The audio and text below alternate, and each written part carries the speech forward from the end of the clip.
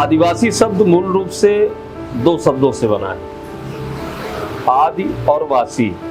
आदि से तात्पर्य है ऐसे लोग जो पुराने समय से, और वासी वास करते हो किसी स्थान पर, जो बहुत पुराने समय से या प्रथम समय से वास कर रहे हो किसी भूखंड पर, ऐसे लोगों को आदिवासी कहा गया है। आदिवासी, वनवासी, ट्राइबल, जनजात, ऐसे लोग जो प्रकृति से अमूमन पूरी तरह से जुड़े हुए होते हैं। प्रकृति ही उनका ईश्वर और प्रकृति ही उनकी माँ होती है, और उसके अतिरिक्त अपनी परंपरा, रहन सहन और विशिष्ट पहचान के लिए वो समर्पित होते हैं। ऐसे लोग आदिवासी होते हैं। आज इस विषय को लेकर के मैं इसलिए आया हूँ कि जब ये हमारा वीडियो शूट हो रहा है, आज 9 अगस्त है और पूरे विश्व में विश्व आदिवासी दिवस मनाया जा रहा है। अभी मैं रास्ते से आ रहा था, आदिवासी समुदाय के नौजवान लड़के लड़कियां बड़े उल्लास के साथ डीजे की धुन पर आज अपना गौरव दिवस मना रहे थे। जाहिर तौर पर स्वाभाविक है, किसी भी संप्रदाय का, किसी भी वर्ग का अपना एक गौरव होता है, उनकी अपनी एक पहचान होती है, और उस पहचान के लिए उनका उल्लासित होना, खुशियां मनाना, यह स्वाभाविक है। अब आज जिस विषय को लेकर के आदिवासी दिवस के दिन मैं एक किस्सा गोई के तौर पर आया हूँ, एक ऐसे लोगों के विषय में जिनके विषय में इतिहास में बहुत कम बताया गया है, बहुत कम लिखा गया है, या लोग जिनके विषय में बहुत कम जानते हैं। आदिवासी समाज जो है वो अपने शौर्य के लिए, वीरता के लिए, अपनी निश्चलता के लिए, अपनी पवित्रता के लिए पूरे विश्व भर में प्रसिद्ध है। मेरा मानना है कि आदिवासी से पवित्र जाति मानव जीवन में शायद दूसरी नहीं होती है। प्रकृति का सबसे प्रथम पुत्र अगर है तो वो आदिवासी है। आदिवासी प्रकृति से उतना ही लेता है जितना वह प्रकृति को वापस लौटा सके। अगर आप किताब पढ़ने में रुचि रखते हैं तो बहुत पहले मैंने तेजिंदर की एक पुस्तक पढ़ी थी। हमारे उस समय पे मध्य प्रदेश और छत्तीसगढ़ का बंटवारा नहीं हुआ था, और सरगुजा जिले पर आधारित वो पुस्तक है काला पादरी। काला पादरी का जो नायक है वो जेम्स खाका एक पादरी है, और उसकी जो नायिका है सुंजलिन मिंज, वो उसकी प्रेमिका है। और जिस तरह से आदिवासियों का धर्मांतरण हुआ है, जिस तरह से आदिवासियों का आज भी ये कहा जाता है कि आदिवासियों को लुभावना पन दिखा करके या उनको प्रलोभन दे करके और उनको किसी और धर्म में डाइवर्ट किया जाता है। खासकर ये आरोप है कि सबसे ज्यादा कि उनको आदिवासी से ईसाई बनाया जाता है। तो उसमें एक स्पष्ट चित्र है कि आदिवासी वास्तव में है क्या, और कैसे वो ईसाई बनता है डबल रोटी बिस्किट इंजेक्शन पा करके, और कैसे वो आदिवासियत से और ईसाइयत में जाता है, और उसके साथ क्या छल होता है उसके संप्रदाय के द्वारा या धनाढ़ उन राजा या सामंती वर्गों के द्वारा, जिससे वो दूसरे वर्ग में प्रवेश करता है। लेकिन सच्चाई ये है कि इन सब के बीच में आदिवासी का अपना जो स्वयं का स्वरूप है वो कहीं ना कहीं से खो जाता है। सच तो ये है कि आज भी आदिवासी केवल आदिवासी बने रहना चाहता है। वो न हिंदू है, न मुसलमान है, न सिख है, न ईसाई है, वह सिर्फ आदिवासी है। वो विकास चाहता है, लेकिन इस तरह का विकास नहीं चाहता जिसमें उसकी संस्कृति का, उसकी सभ्यता का, उसकी परंपरा का, प्रकृति का, जल का, जमीन का, वन का विनाश हो। ऐसा विकास वो आज भी नहीं चाहता। आदिवासी गौरव गाथाओं में बहुत सारी गौरव गाथाएं हैं। आज इस गौरव गाथा को मैं लेकर के आया हूं, एक अनकही गौरव गाथा सिनगी दई की। सिनगी दई के गौरव गाथा के विषय में मैं आप सबसे चर्चा करूं। इसके पहले बहुत से ट्राइबल राजा हुए, रानियां हुई, योद्धा हुए, वीर हुए, और भारत भूमि ऐसे योद्धाओं से, ऐसे वीरों से भरी पड़ी हुई है। लेकिन उन सब योद्धाओं में, उन सब वीरों में एक बड़ा नाम रानी दुर्गावती का आता है। रानी दुर्गावती का साम्राज्य जो था वो यहाँ कहीं मैंने पढ़ा था कि वो शायद पंजाब तक लगता था, छोटा मोटा साम्राज्य उनका नहीं था। और रानी दुर्गावती के ये कहा जाता है, जो उनकी जीवन गाथा मैंने पढ़ी, कि रानी दुर्गावती का जो युद्ध हुआ वो अकबर के सेनापति आसफ खां से हुआ, और आसफ खां 2 बार उनसे पराजित हुआ।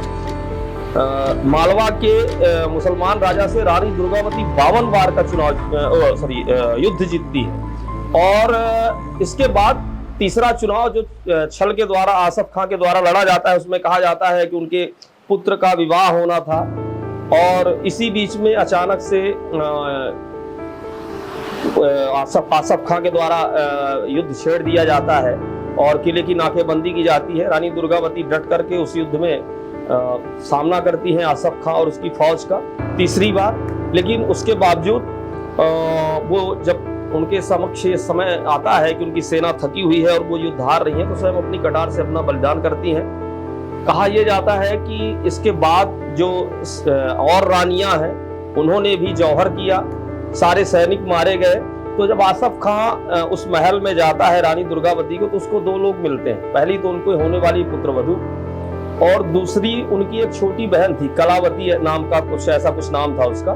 तो वो मिलती है, जिसको आसफ खां गिरफ्तार करके और फिर ले जाकर के अकबर महान के हरम में डाल देता है। ये कहानी मैंने कहीं पर पढ़ी थी। अब उस आसफ खां के युद्ध में एक बड़ी बात जो यहाँ पर मैं बोलना चाहता हूँ कि आसफ खां के युद्ध से अंग्रेजों के समय तक ये बात चली। आसफ खां के युद्ध में जब रानी दुर्गावती के सैनिक तत्काल स्वस्थ होकर के और फिर से युद्ध को तैयार हो जाते थे, आसफ खां दो इतनी बड़ी मुगल सेना और वो रानी दुर्गावती से जब युद्ध हारने लगा और 2 बार पराजित हुआ, तो उसने इस बात को गुप्तचरों से पूछने का क्रम किया कि रानी दुर्गावती के सैनिक इतने जल्दी स्वस्थ कैसे हो जाते हैं। वो घायल सैनिक जो अभी अभी युद्ध में घायल हुए थे, वो 2 या 3 दिन में तैयार होकर के फिर से उसी वीरता से युद्ध करने लगते हैं, उसी शौर्य से युद्ध करने लगते हैं। तो गुप्तचरों के द्वारा यह रहस्य खुला कि दुर्गावती यानी जो हमारा मध्य प्रदेश और ये छत्तीसगढ़ का क्षेत्र है, यहाँ पर दहीमन का पेड़ पाया जाता है। दहीमन का जो पेड़ है वो विश्व में विलुप्त प्रजाति पर है, भारतवर्ष में भी विलुप्त प्रजाति में है। छत्तीसगढ़ और मध्य प्रदेश उसके कुछ क्षेत्र ऐसे हैं जहां पर दहीमन का पेड़ पाया जाता है। दहीमन के पेड़ की मान्यता ये है कि पुराने समय पर जब लोग बुजुर्ग हो जाते थे, 60 साल के पार होते थे, तो हमारी देसी भाषा में कहते हैं उनको एक बकुली दी जाती थी थामने के लिए 60 साल के ऊपर के लोगों को। और वो बकुली जो थी वास्तव में वो उनके ब्लड प्रेशर को नियंत्रित करने का काम करती थी। कहा यह जाता है कि शेर जब शिकार करता है जंगल में और जब वो थक जाता है तो दहीमन के पेड़ के नीचे सुस्ताने आता है। कितना भी बड़ा नशेड़ी हो, कितना भी बड़ा नशा उसको चढ़ा हो, दहीमन के पेड़ के नीचे आप उसको बैठा दिए, 10 मिनट में उसका नशा पूरी तरह से काफूर हो जाएगा, समाप्त हो जाएगा। बिच्छू का डंक, सांप का डंक, इसके लिए भी दहीमन का पेड़ या उसकी पत्तियां उपयोगी हैं। इसके साथ बड़े से बड़ा गहरा घाव, दहीमन के पेड़ के लेप, छाल के लेप को लगा करके, और वो योद्धा जो रानी दुर्गावती के योद्धा थे, रानी दुर्गावती के जो सैनिक थे, वो घायल होते हुए भी बहुत जल्दी स्वस्थ हो जाते थे, बहुत जल्दी ठीक हो जाते थे और फिर से युद्ध करने लगते थे।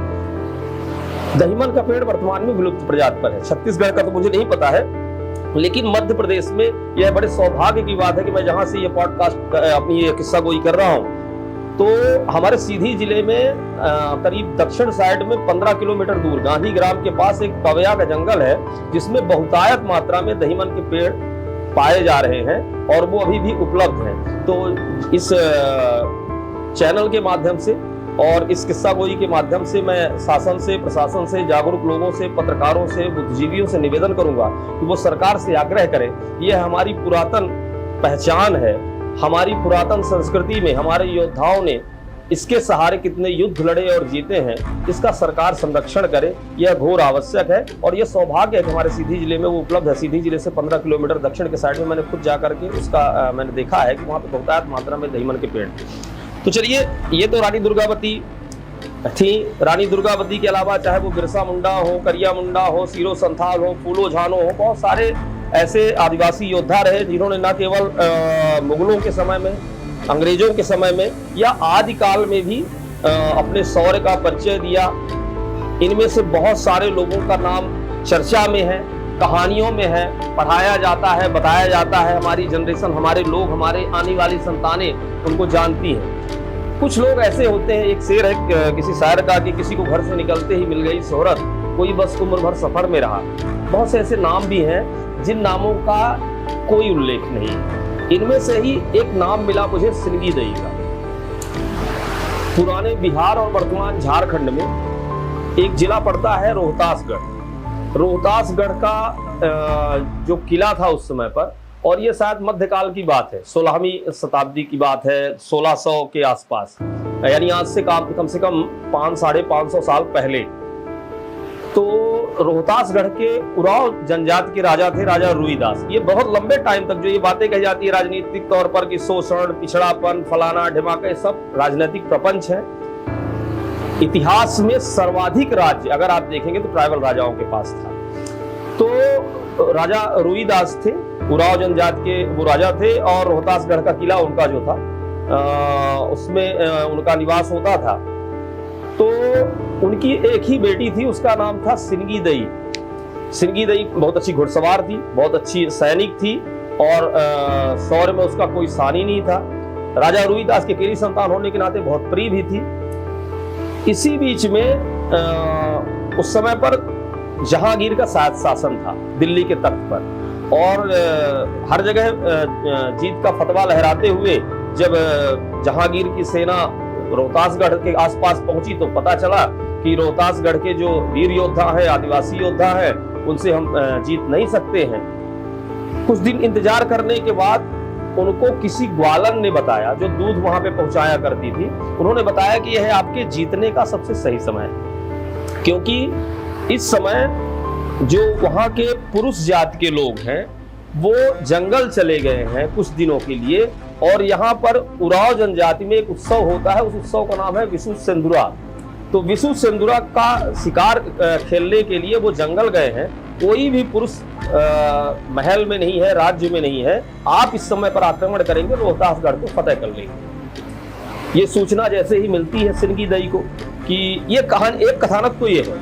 दूसरा कथानक ये कहता है कि विशु सुंदरा का खेल करके और शिकार करने के बाद मदिरा पी करके सारे पुरुष जो थे वह मदांग हो करके और विश्राम कर रहे थे, वो थके हुए थे और युद्ध करने की स्थिति में नहीं थे।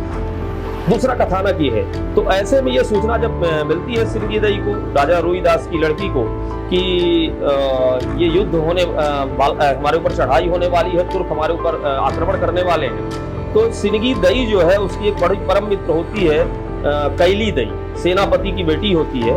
उसके साथ मिलकर पुरुष वेश में, और कहा जाता है कि वह 12 दिनों तक युद्ध करती है तुर्कों से, और 12 दिनों के बाद लगातार हर दिन तुर्क उससे पराजित होते हैं। सर पे पगड़ी बांध करके, पुरुषों का वेश धारित करके, और वीरांगना का वह जीवट युद्ध, ऐसा अप्रतिम युद्ध जो कभी साथ सदियों में स्त्रियों के द्वारा हुआ हो। जब तुर्क हारते हैं, मुगल हारते हैं, तो वो उस ग्वालन को ढूंढते हैं या उन ग्वालिनों को ढूंढते हैं जिन्होंने उन लोगों को ये सूचना दिलवाई थी कि ये इस समय पर केवल पुरुष नहीं है, महिलाएं हैं। तो उन्होंने कहा तुमने झूठ बोला था, पुरुषों ने हमसे युद्ध किया और वो तो इतने बड़े वीर हैं कि उन्होंने हमको 12-12 दिन तक युद्ध करते रहे, उसके बाद पराजित कर दिया। तुमने झूठी खबर दी है मुझसे, पैसा लेकर के, धन लेकर के।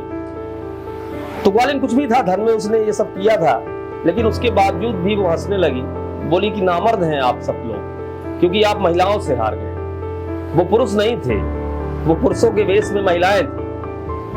तो तुर्क नहीं मानते हैं। तो उन्होंने कहा कि अगर आपको मेरी बात पर यकीन नहीं है तो आप मुझे मृत्युदंड दे दीजिएगा, लेकिन अभी अभी आप युद्ध हारे हैं, आप जाकर के नदी के पास देखिएगा, वो सर के बाल अपने खोल करके, और नदी में अगर स्त्रियां हैं तो दोनों हाथों से मुंह को साफ कर रही होंगी। अभी उन्होंने नदी नहीं पार किया होगा, और अगर वो पुरुष होते तो एक हाथ से अपना चेहरा साफ करते। उसके अलावा उन्होंने अपने बाल खोले हैं, आप जाकर के देख सकते हैं। तुर्क जाते हैं और देखते हैं कि ये वास्तविकता है, वो महिलाओं से हार गए। इतना अप्रतिम युद्ध किया उन महिलाओं ने। और उसके बाद क्रोधित मुगल सेना फिर से रोहतासगढ़ पर चढ़ाई करती है। कहा यह जाता है कि युद्ध कई दिनों तक चलता है। अंत में सिंगी दई किसी सुरक्षित स्थान पर पहुंच जाती है। अथवा दूसरा कथानक यह है कि जो ये कहा गया कि विशु समुद्रा खेलने के लिए उनके जो पुरुष वर्ग है उनको तक संदेश पहुंचता है। इस बीच में बड़ा भटकाव हो जाता है। हालांकि सिंगी दई की वह युद्ध यात्रा आज तक रोहतासगढ़ के आसपास या पूरे झारखंड में, छत्तीसगढ़ में, उड़ीसा के जनजातीय क्षेत्रों में, उरांव जनजाति में आज भी मनाई जाती है। विशु सुंदरा का नाम बदल करके अब उसे कुछ दूसरा नाम उसका बदला गया है, कोई सिंदूरा करके किया गया है, जिसमें महिलाएं पुरुष का वेश धारित करती हैं। वह पुरुष का वेश धारित करके, पुरुषों के कपड़े पहन करके 10 दिन के लिए शिकार पे निकलती हैं जंगलों में। रास्ते में जो भी शिकार मिलता है वो 10 दिन तक शिकार करती जाती हैं और लौट करके वापस आती हैं, और वापस उसी स्थान पर, जिस स्थान से उन्होंने शिकार करना शुरू किया था, वो शिकार पकता है, उत्सव मनता है और नृत्य होता है। तो यह उत्सव प्रतिवर्ष विशु सुंदरा के नाम से, या मुझे नाम भूल रहा है किस सुंदरा के नाम से, ये युद्ध लगभग चलता है। और ये उत्सव चलता है। पिछली बार 2017 में ये उत्सव मनाया गया था। 2028 या 29 में ये फिर से मनाया जाएगा, क्योंकि 12 दिन तक दई का जो युद्ध था वो चला था। आज भी 12 वर्षों में एक बार मनाया जाने वाला वह त्योहार विशु सुंदरा, मुक्का सुंदरा, वर्तमान में वह मुक्का सुंदरा के नाम से 12 वर्षों में मनाया जाता है, जो आदिवासी नायिका सिनगी दई को समर्पित है। आज का यह आदिवासी दिवस आप सबके लिए शुभ हो। समस्त पवित्र आदिवासी समुदाय को मेरी तरफ से, मेरे चैनल दो टूक की तरफ से आदिवासी दिवस की शुभकामना। शायद ये आप वीडियो दूसरे या तीसरे दिन देखेंगे, लेकिन हमारे रिकॉर्ड करने का दिन जो है वो आज 9 अगस्त को है। आप सबको आदिवासी दिवस की पुनः शुभकामना देते हुए सिनगी दई को और सभी वीर जीवट योद्धाओं को, उन आदिवासी योद्धाओं को नमन करता हूँ जिनकी वजह से भारत की संस्कृति, भारत की सभ्यता, भारत की परंपरा, भारत के जल, जंगल, जमीन आज भी सुरक्षित हैं। मैंने कहा था शुरुआत में कि आदिवासी का अपना भी एक मतव्य है, आदिवासी की अपनी भी एक सोच है, आदिवासी की अपनी एक पीड़ा है। वह विकास चाहता है, लेकिन सभ्यता और संस्कृति के विनाश के साथ नहीं, जल, जंगल, जमीन के विनाश के साथ नहीं। आदिवासी बने रहना चाहता है, उसको आदिवासी ही बने रहना दिया जाए, उसको राजनीति का शिकार न बनाया जाए। आप सब देखते रहें मेरा ये YouTube चैनल और पेज दो टूक, इसे लाइक, सब्सक्राइब करें और बताएं कि आपको ये सब कैसा लग रहा है। हम बेहतर से बेहतर फिर से कुछ किस्सा गोई के साथ या कुछ अच्छी शख्सियत के साथ आपसे फिर से मिलेंगे, रूबरू होंगे। तब तक अपना ख्याल रखें। बहुत बहुत शुक्रिया। बहुत